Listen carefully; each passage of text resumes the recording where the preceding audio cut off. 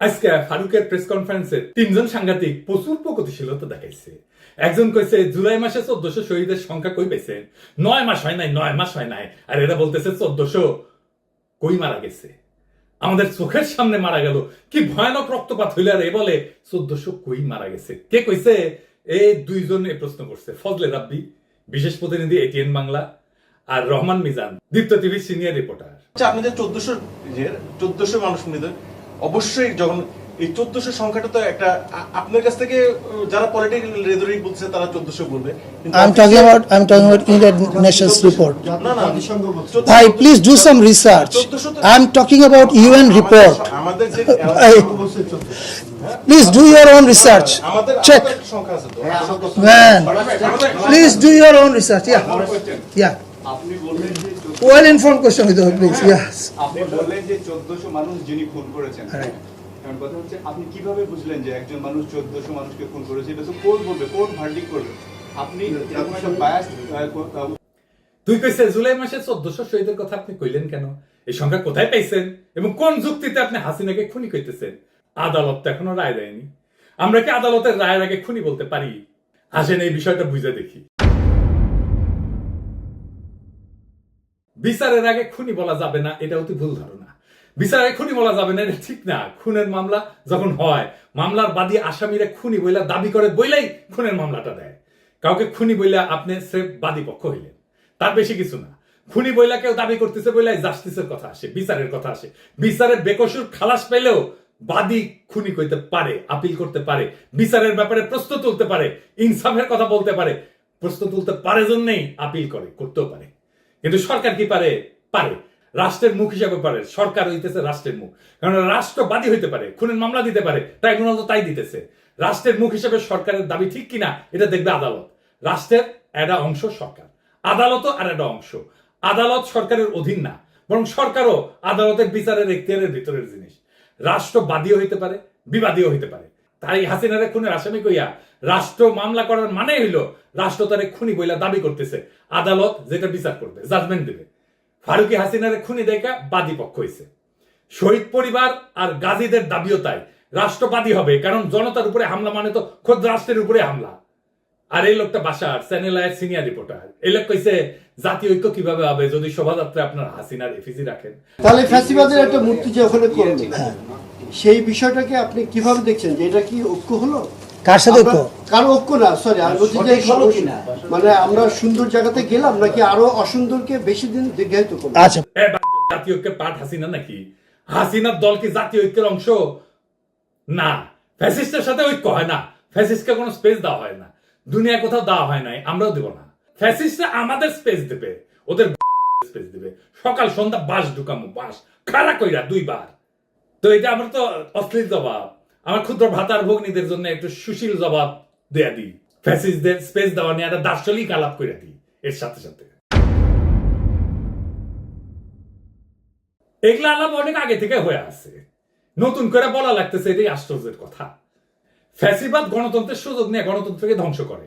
এরা গণতান্ত্রিক অধিকার যেমন মত প্রকাশের স্বাধীনতা, সংগঠনের স্বাধীনতা, এই সমস্ত ব্যবহার কইরা ক্ষমতায় ওঠে, তারপর সেসব স্বাধীনতাই নিষিদ্ধ করে দেয়। হিটলার মুসলিনী দুইজনই গণতন্ত্রের সুযোগ নিয়ে ক্ষমতা আসছিল, তারপরে গণতান্ত্রিক প্রতিষ্ঠান ধ্বংস করছে। তাই ফ্যাসিস্ট মতাদর্শকে সহনশীলতার নামে জায়গা দিলে তারা সেই সহনশীল ব্যবস্থাকে ধ্বংস করে দেয়। কার্ল পপারের একটা লেখা আছে প্যারাডক্স অফ টলারেন্স নামে, ওখানে লিখছে যাদের লক্ষ্যই হচ্ছে বাক স্বাধীনতা, গণতন্ত্র ধ্বংস করা, তাদের বাক স্বাধীনতার অধিকার নাই। সহনশীলতার একটা সীমা থাকতে হয়। কার্ল পপার বলছিলেন যদি আমরা অসহিষ্ণুতার প্রতি সীমাহীন সহনশীলতা দেখাই তাহলে সহনশীল সমাজই ধ্বংস হয়ে যাবে। অসহিষ্ণু মতাদর্শকে বরদাস্ত করা মানে শেষে সহনশীলতার জায়গাটা নষ্ট হবে। উনি ইংরেজিতে কইছিলেন unlimited tolerance must lead to the disappearance of tolerance. ইংরেজি যেহেতু কইছে ঠিকই গেছে, তাই না? কার্ল পপার আরো কইছে সহনশীল সমাজ টিকে থাকতে চাইলে অসহিষ্ণুতার প্রতি অসহিষ্ণু হইতে হবে। ফ্যাসিস্টদের সাথে খোলা বিতর্ক করলে তারা মুক্ত সমাজের নীতিকে নিজেদের স্বার্থে ব্যবহার করে। উনি ইংরেজিতে কইছেন if you extend unlimited tolerance even to those who are intolerant, if we are not prepared to defend a tolerant society against the onslaught of the intolerant, then the tolerant will be destroyed and the tolerance with them. তার মানে ফ্যাসিস্টদের মত প্রকাশের স্বাধীনতা বলে জায়গা দিলে সেই জায়গা ব্যবহার করে সহিষ্ণুতাকেই শেষ করবে। তাই সক্রিয়ভাবে প্রতিরোধ করাটাই ইনসাফ। ঘৃণার রাজনীতিকে কথা বলার মঞ্চ দেওয়া মানে ঘৃণাকে সামাজিক স্বীকৃতি দেওয়া। এটা তো আমরা করব না। এই সাংবাদিকদের কিছু বলবো না, কারণ এদের অনেকেই তককে তককে আছে যে সে বলবে আমি স্বাধীন সাংবাদিকতা করতে পারতেছি না বাংলাদেশে, তারপরে অ্যাসাইলাম মারবি। তো তাই এগারে মালিক পক্ষরে ধরা লাগবে। যেমন ধরেন এটিএন মাহফুজ, ওরে সাগরণী হত্যা মামলায় 7 দিনের রিমান্ডে নেন, সাইজ হয়ে যাবে, রুলারের মতো সোজা হয়ে যাবে। এখন পুলিশের কবি দাদা হামরে না পছন্দ করে না, তাই বলে শাস্তি দিবেন। ওই আশা যদি গান গাওয়া শুরু করে তাহলে তো আমরা গেছি। ওরে ইনকাম ট্যাক্স ফাইল ধরে টান দিবেন, এদের প্রত্যেকটার নামে দুদকে ফাইল করলেন টাকা পাচারের। বাংলাদেশের সব কয়টা এলিটের টাকা পাচারের ট্রেস বাই করতে পারবেন। 90% কেসে আপনি পাবেনই খুঁজে, শিওর থাকেন। কিন্তু করতেছেন কি? ধরতেছেন ইরেজ জাকের, যে ইরেজ জাকের জুলাই বিপ্লবে পথে নামিছে, তার পিছে লাগিয়েছেন। যে সর্বান্তকরণের লড়াইয়ের পক্ষে তারা আপনি শত্রু বানাইলেন। বাংলাদেশের এলিট কয়জনের ইরেশের মতো রোল ছিল? হাসিনা না পলাইলে ইরেশের এশিয়াটিক বন্ধ করে দিত, ইরেশকে জেলে পড়তো, আর তার নামে হত্যা মামলা দিলেন। যেই সমস্ত সাংস্কৃতিক কর্মী জুলাই ভয় উপেক্ষা করে মাঠে নামছে, তাদের কাউকে ডিস্টার্ব দিবেন না, ওরা আমাদের ভাই। এইটারে আমার রিকোয়েস্ট বলতে পারেন, এখন রিকোয়েস্ট করলাম। কিন্তু আমি যদি টের পাই কোন দূরভিসন্ধি দিয়ে আছে এর পিছনে, তাহলে করে খায়া ফেলবো তারে। আপনি এশিয়াটিকের বিরুদ্ধে তদন্ত করেন, এমনকি দেশের বিরুদ্ধে তদন্ত করেন, কোনো অসুবিধা নাই। অপরাধ হয়ে পাইলে বিচার করেন, কেউ বাধা দিবে না। কিন্তু ধরতক্তা মার পেরেক করে প্রতিষ্ঠান ধ্বংস করবেন, এটা মানা হবে না। ভুয়া মামলা দেবেন, মানা হবে না। আসাদুজ্জামান নূর এশিয়াটিকের কেউ না। এই কালচারাল এরিয়াতে যারা আছে তারা সবাই আসাদুজ্জামান নূর না, তার কোনো শেয়ারও নেই এখন এশিয়াটিকে। কিন্তু এই কালচারাল দুনিয়ায় ফ্যাসিবাদের সাথে অনেকে সংশ্লিষ্ট ছিল বলে অনেকের অভিযোগ আছে। এই কালচারাল দুনিয়া ফ্যাসিবাদ ইস্যুকে কিভাবে ডিল করবেন আসেন এটা একটু আলাপ করে নিই। এই শিল্পীদের বিচার করার বেলায় দুইটা জিনিস চিন্তা করবেন। শুরুতে একটা ডিসিশন নিতে হবে যে সে অ্যাক্টিভলি ফ্যাসিজমে সর না হইলে, ফ্যাসিজমের পক্ষে, খুনের পক্ষে নিজের ইমেজ ইউজ না করলে তাদের বেনিফিট অফ ডাউট দিতে হবে। তো এখন কইতে পারেন যে তাকে বেনিফিট অফ ডাউট কেন দিতে হবে? কারণটা হইতেছে তারা তো আসলে কোনো পলিটিক্যাল হিস্ট্রিক্যাল চিন্তা পয়দা করে না, তারা চিন্তার গ্রাহক। তাদেরকে হিরো পর্দায় দেখেন, কিন্তু আসলে তো তারা হিরো না। সমাজের মিডিয়ায় যে ডমিনেন্ট চিন্তা, সেই চিন্তার তদারকির মধ্যে আর্ট কালচার করে তারা। এখন পুরো হাসিনার আমলে যেহেতু মিডিয়ার ন্যারেটিভ পুরোটাই হাসিনা বাকশালের দখলে ছিল, তাই আর্টিস্টরা, শিল্পীরা বাই ডিফল্ট এইসব চিন্তা খাইছে। মতি মাহফুজগঞ্জ যে চিন্তা ডেলিভারি দিছে, সেটা তারা বাই ডিফল্ট স্ট্যান্ডার্ড চিন্তা ধরে নিছে। এটা আলবাত ভুল, কিন্তু আর্টিস্টরা তাদের পেশার কারণে এই লিমিটেশনের মধ্যে থাকে। আমি আপনি এখানে বলিউডের দিয়ে দেখেন, অমিতাভ বচ্চন, সে কি? সে তো কংগ্রেসের এমপি ছিল, তাই না? সে রাজীব গান্ধীর বন্ধু, জিগরি দোস্ত ছিল, সে বিজেপি হয়ে গেছে। এই যে অক্ষয়, অজয়, অনুপম খের, এরা বিজেপির খপ্পরে পড়ছে, এমনকি অ্যাক্টিভলি কামও করতেছে। মিঠুন চক্রবর্তী, ও তো নকশাল ছিল, জানেন তো, পার কমিউনিস্ট ছিল, পেলে গেছিল বোম্বে। ও মিঠুন চক্রবর্তীকে দেখে আমরা কমিউনিস্ট হয়েছি, সেই থেকে ওইটা তৃণমূল হইল, এখন পার বিজেপি হয়েছে। ফলে এটা ডমিনেন্ট মিডিয়া ন্যারেটিভের মামলা। সেই ন্যারেটিভের গ্রাহক হওয়াটা ক্রাইম না। আমাদের মন খারাপ হবে এতে, কারণ আমরা তো তাদেরকে নায়ক দেখে অভ্যস্ত, নায়ক ভেবে অভ্যস্ত। তারা পর্দায় ঢিসুম ঢিসুম ঢিসুম ঢিসুম করে, এরে ওরে ফেলা, এরে ওরে মারে, প্রচুর বিপ্লবী কথাবার্তা বলে, কিন্তু তাদের নায়ক না রে ভাই।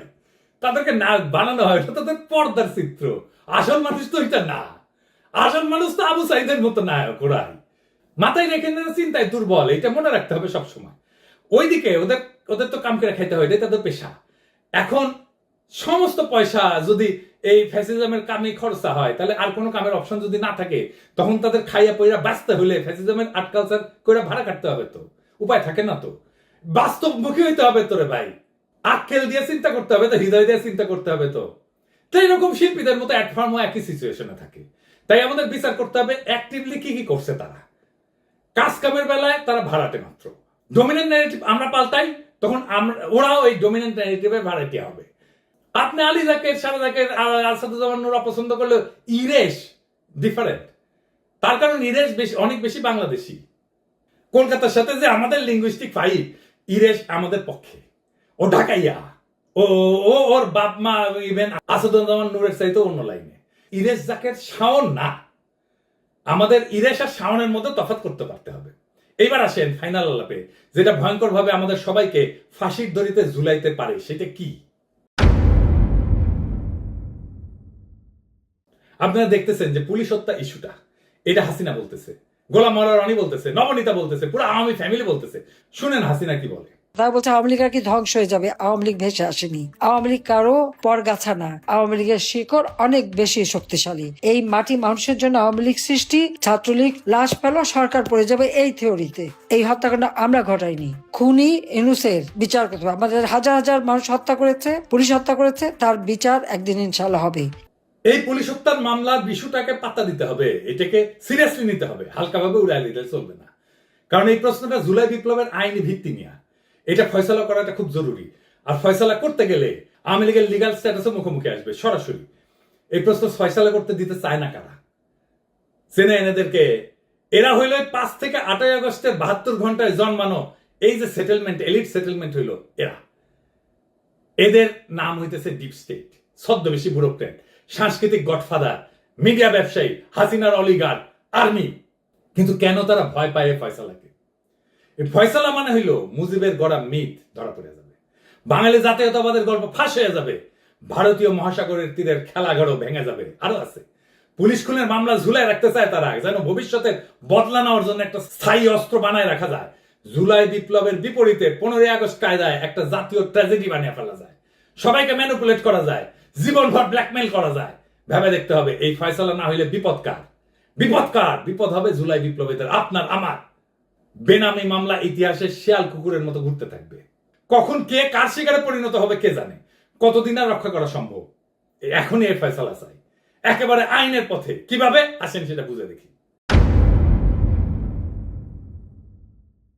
প্রথমে জুলাই বিপ্লবকে আইনসম্মতভাবে বৈধ এবং হালাল ঘোষণা করতে হবে। কিভাবে করবে? আইন মন্ত্রণালয় দেখবে, সরকার দেখবে। তার আগে হাসিনা সরকারকে দখলদার ফ্যাসিস্ট সরকার হিসেবে রাষ্ট্রীয়ভাবে চিহ্নিত করতে হবে। এর কারণ খুব পরিষ্কার। হাসিনা বাংলাদেশ রাষ্ট্র দখল করছিল, রাষ্ট্রের বাহিনীগুলোকে নিজের মাফিয়া বাহিনীতে রূপান্তর করছিল।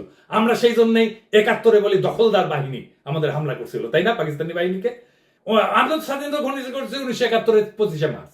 তাই 25শে মার্চের পরে যারা আমাদের সাথে যুদ্ধ করছে তারা দখলদার। তাই এইভাবে হাসিনা পুলিশ জনগণের বিরুদ্ধে যুদ্ধ শুরু করছিল। জুলাইয়ে জনগণ নিজেদেরকে রক্ষা করছে, আত্মরক্ষার যুদ্ধ করছে, বেঁচে থাকার যুদ্ধ করছে। জনগণের প্রতিরোধে হাসিনার মাফিয়া বাহিনী পরাজিত হয়েছে। এতে পুলিশের যে সমস্ত সদস্য নিহত হয়েছে তাদের পুলিশ খুন বলে চালানোর কোনো আইনি ভিত্তি নাই। তারা ছিল দখলদার বাহিনীর অংশ।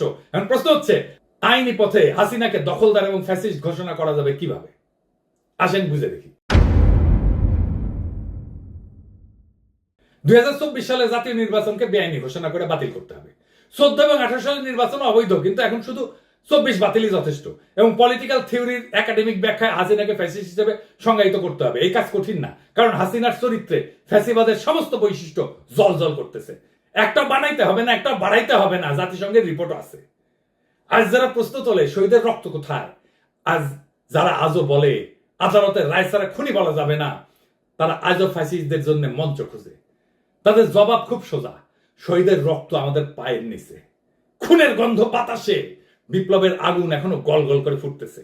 বিচার আসবে পরে, কিন্তু বিপ্লবের ন্যায় ইনসাফ আগে, আইন পরে, জীবন আগে, শাসন পরে, মুক্তি আগে। আজ যারা সাংবাদিকতার মুখোশ পইরা ফ্যাসিবাদকে বাঁচানোর শখ করতেছে, জাতীয় ঐক্যের নামে খুনিদের কাছে আমাদের জমি বিক্রি করতে চায়, তাদের বলি খতম করে দেব একেবারে। বাকশালের দলবল গুড়াই দেব। এই ফ্যাসিস্টদের কোনো জায়গা নাই, কোনোদিন ছিল না, কোনোদিন থাকবে না। এই লড়াই শুধু রক্তের বদলার লড়াই না, এই লড়াই বাংলাদেশের আত্মার লড়াই। এই লড়াই শহীদের নাম ধরে তাদের শেষ রক্তবিন্দু পর্যন্ত লড়াই। আজ যারা পুলিশ হত্যার বুলি আওড়ায়, যারা এই বিপ্লবের রক্তপাতের মাঝেও দখলদার বাহিনীর কান্না কাঁদে, তাদের বলি পুলিশ খুনের মামলা চাইলে আগে স্বীকার করো হাসিনা ছিল দখলদার, হাসিনার বাহিনী ছিল মাফিয়া, এরা ছিল জনগণের শত্রু। জনগণের আত্মরক্ষা কখনো খুন হয় না, জনগণের প্রতিরোধ কখনো অপরাধ হয় না। পুলিশ হত্যা না, এটা ছিল জনগণের আত্মরক্ষার যুদ্ধ।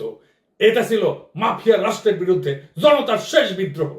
ফ্যাসিস্টকে স্পেস দেওয়া মানে নিজের কবর খোঁড়া। আমরা সেই কবর খুঁড়বো না, নিজের কবর নিজে খুঁড়বো না। আমরা লড়বো, আমরা জিতবো। এলাহি ভরসা, রক্তে আগুন, আকাশে শপথ। বাংলাদেশ বাঁচবে, বিপ্লব বাঁচবে ইনশাল্লাহ। ইনকিলাব জিন্দাবাদ।